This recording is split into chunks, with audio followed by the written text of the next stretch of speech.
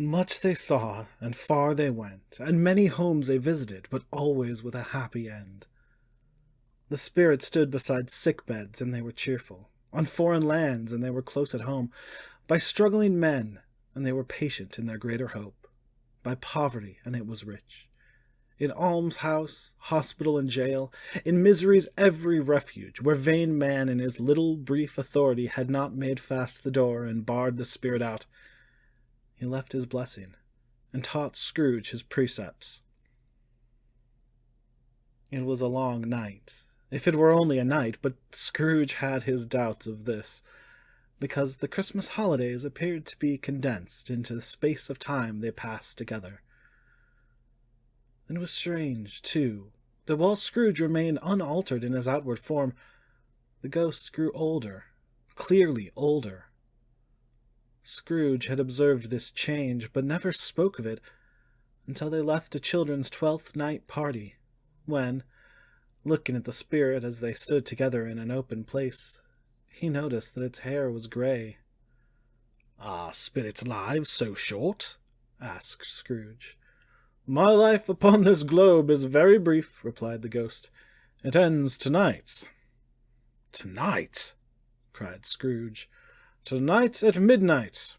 Hark, the time is drawing near."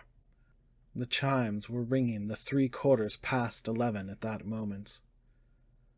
"Forgive me if I am not justified in what I ask," said Scrooge, looking intently at the spirit's robe, "but I see something strange, and not belonging to yourself, protruding from your skirts.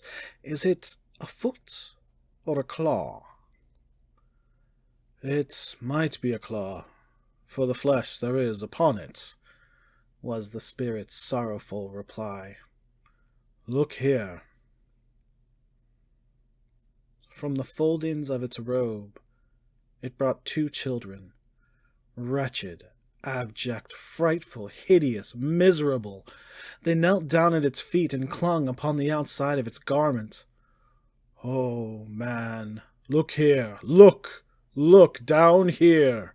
exclaimed the ghost. They were a boy and a girl, yellow, meager, ragged, scowling, wolfish, but prostrate, too, in their humility. Where graceful youth should have filled their features out and touched them with its freshest tints, a stale and shriveled hand, like that of age, had pinched and twisted them, and pulled them into shreds. Where angels might have sat enthroned, devils lurked and glared out menacing. No change, no degradation, no perversion of humanity in any grade, through all the mysteries of wonderful creation, has monsters half so horrible and dread. Scrooge started back, appalled.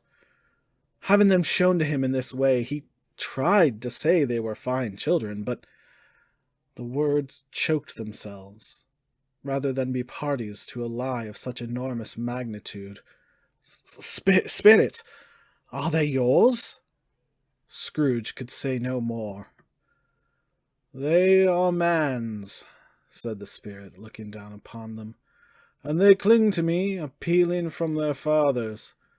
This boy is ignorance, this girl is want.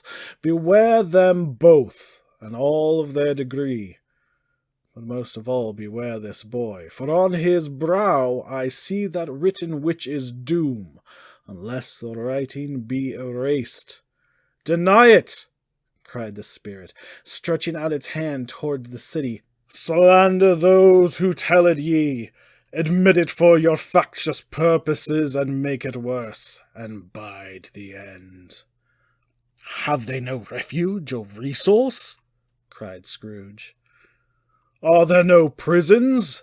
said the spirit, turning on him for the last time with his own words. "Are there no workhouses?" The bell struck 12. Scrooge looked about him for the ghost, and saw it not. As the last stroke ceased to vibrate, He remembered the prediction of old Jacob Marley, and lifting up his eyes, beheld a solemn phantom, draped and hooded, coming like a mist along the ground towards him.